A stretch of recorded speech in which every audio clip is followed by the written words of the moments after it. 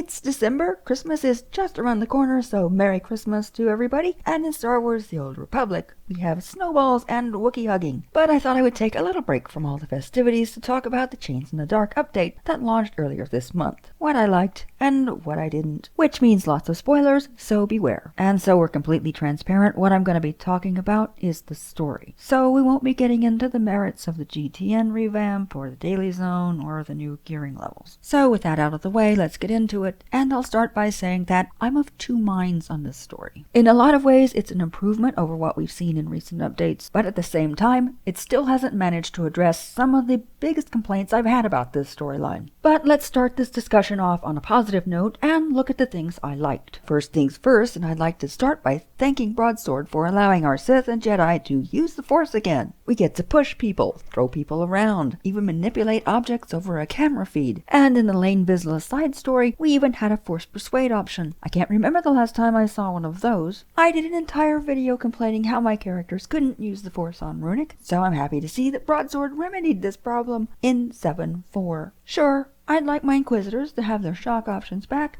but this is a good start. So once again, thanks Broadsword. And speaking of our characters getting to use their class abilities, I was also pleasantly surprised at the class-specific dialogue we got. As always, I don't want to overstate this, but I was very pleased when my Inquisitor got to remind Krovos that she too enjoyed the privileges of a Dark Council member, or when my warrior told her in no uncertain terms that he was the Empire's wrath and didn't need her looking over his shoulder. The agent got some good lines too, and on Ord Mantell the smuggler even gets a nice callback to their origin story. But beyond those more obvious references to your origin story, there are also several occasions where, even if the dialogue wheel says the exact same thing, regardless of your character's origin, what your character actually says is different. So your Sith can sound more Sithy, your Jedi sound more Jedi, and your Trooper more troopery. And while you certainly won't notice this if you don't play more than one character, I enjoy these kinds of class distinctions even more than the direct callbacks to our origin stories. Sort of along the same lines of class-specific stuff, we had those little cameos from minor NPCs from the base game that were dependent on faction and whether you were a Force user or a tech user. Some worked better than others. If your character hadn't met those NPCs, it could feel a little random, but meeting Sarah Markham again with the Bounty Hunter was fun, and overall I think it's a cool idea,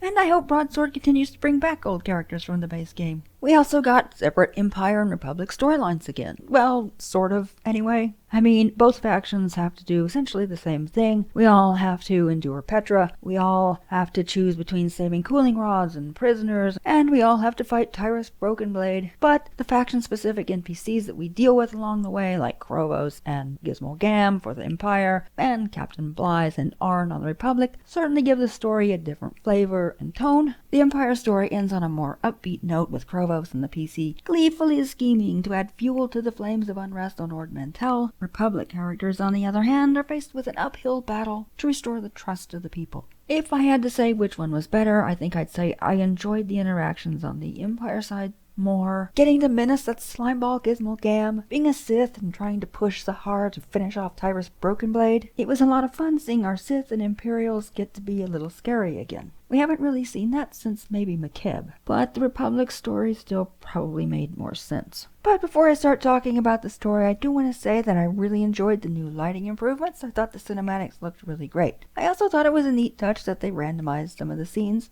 like the opening shot on Port Nowhere. If you play through it more than once, you'll notice, for example, that the little serving droid will look different. It'll be a different color or a different model, and there'll be different aliens standing around. Kessin's Landing is also atmospheric and full of things to see. Lots of people wandering around. It feels very full of life. It's clear they put a lot of care into it. And the last thing I'll mention before I move on to things that I didn't like so much is the writing, or should I say, the approach to writing individual scenes. It feels like for the last few updates we've been able to stay in scenes longer, have longer conversations, actually discuss things, as opposed to having those we'll talk about it later endings, which of course we inevitably never do. As a couple of examples from the Chains in the Dark update, I'm thinking about the conversation with Zahara and the ending conversation that we have with either Arn or Krovos, where we get to discuss what we saw, what happened, what we think about it, and make tentative plans for how we want to handle things in the future. The scenes just feel more complete and fleshed out, and I hope we'll see more of this in future updates. But for all the things this update did well, and as you can see, I think there were quite a few of them, there were still things that didn't work quite so well for me. And mostly those center around the story itself. Some of this is a personal problem, I'll admit, because I don't like Mandalorians. I don't like Shae Vizsla. I don't care about Hedda Cole. They could kill each other, and that would be fine by me. So with all that being the case, of course, having the Mandalorians and their civil war be the center of the story is going to be a big negative for me. But if that's all it was, I'd be fine with sucking it up and waiting for everything to move on to something I am interested in. My bigger problem is how the writing always treats our characters, regardless of who they are, as if they're Shae's loyal Mandalorians. Nowhere better illustrates this than the dialogue we have with Tyrus Broken Blade at the end of the story, where he makes us the laughable offer to come and work for Hedda Cole. But I can excuse old Tyrus, he's a Mandalorian, and he believes that everything begins and ends with them. The problem here is with our PC's responses. Our only options here are to take the offer seriously, or say that we owe Shae for everything that she's done for us. And while I'd say we've more than repaid that debt long ago, that option works well enough. But then we progress to calling Hedda and the gang traitors. And while they technically are, that's a pretty emotionally charged word, and most of my characters wouldn't use it because they don't care that much. But nowhere can they say that. They can't say, for example, I'm only here to keep you morons from burning down the galaxy with your stupid civil war. Or, I'm only here to figure out where the holocron is, and I don't otherwise care what you people do to each other. Nope, it's all in with traitor scum must die. Or, I'll never work for a traitor. Which sounds fine coming from a Mandalorian, but it doesn't work for any of my other PCs, so I would have liked a more neutral response, something that says, I'm here for my own reasons. I know the writers can't come up with infinite responses to suit everybody's headcanon. I'm not asking for that, just something that acknowledges that not everybody feels like a Mandalorian. Which brings me neatly to my next big gripe with this update. Our characters almost feel more connected to the Mandalorians than to their own factions. First, they pop off to Ord Mantell without informing anyone from the Empire or Republic. Then when they arrive, Krovos and Arn scold them like they're rogue agents. You can kind of expect this behavior from Krovos. She's a Sith, and she's worried our characters are going to trample one of her pet projects, but like I said earlier, it is great to be able to put her in her place, but I gotta tell you, it's pretty galling coming from Arn. My Jedi are on the Jedi Council. My trooper is a colonel in the Republic military, and while it's a little iffier for the smugglers, even they outrank him by about a light year,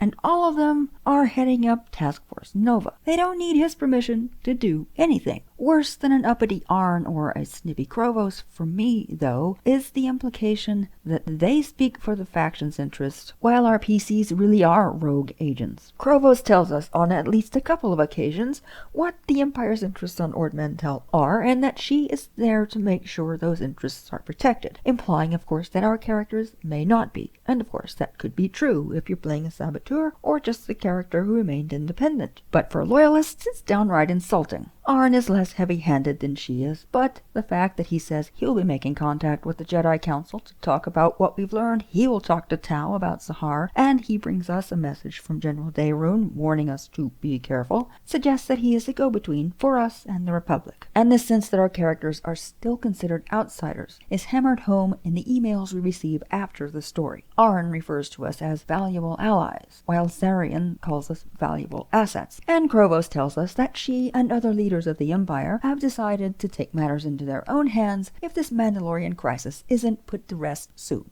All this with no input from our characters, whether they be the Empire's Wrath, someone who is at least on par with a Dark Council member, or the Keeper of Sith intelligence. Of course, all of this is fine and even desirable if your character kept their alliance independent. But if your character is a loyalist, it's kind of a bummer. My characters aren't good allies to the Republic.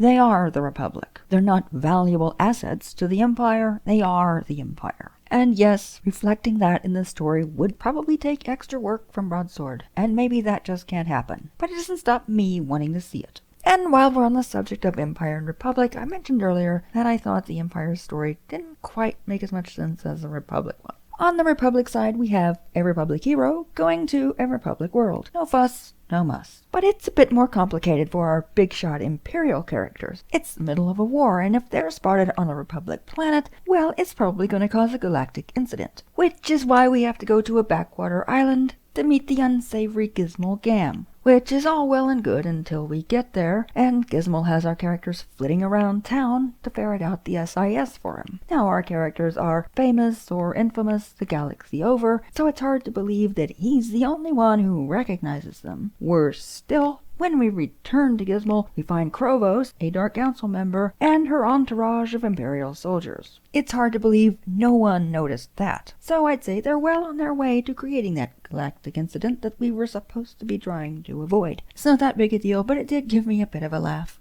But what actually is a bummer is that Chains in the Dark, like so many updates before it, barely moves the story forward. Shay goes missing, and we take Tyrus' broken blade off the board for Hedda, but apart from that, you don't get the sense that anything we do on Ord Mantell causes her anything more than a minor inconvenience. We learn that she's trying to build Darth Nul's machine from the holocron, and that Sahar is maybe trying to stop her, but we kind of already knew that. Unfortunately, we don't learn anything more about what the machine does, Malgus' plan, or any more details about that calamity the Voss told us about. Nor are we any closer to ending this interminable Mandalorian civil war, which means more Mandalorians for the foreseeable future, whether we like it or not. I guess the Empire managed to strengthen its position on Ord Mantell for whatever that's worth, so maybe our Imperial characters accomplished a little something. And finally, there's one more thing we have to talk about. Those infamous KOTOR-style dialogues that have now invaded the main story. It was bad enough when it was just events, galactic seasons, and alliance alerts. We knew it was a cost-cutting measure, so we cut them some slack. But now they're in our main story. They started slipping them in there in the last update, but you could kind of see it. Interpreter's Retreat is a daily zone. The story there was pretty much separate from the main story, so okay, it's really a daily zone quest sandwiched between the main story. But here, in Kessen's Landing, KOTOR-style dialogues are sprinkled in seemingly at random. 1 minute you're in a normal voiced cutscene and all is right with the world, and then you walk through a door and bam, KOTOR-style dialogue. Then a few minutes later, your PC suddenly regains their voice. Now we here at the channel don't have anything against voiceless protagonists.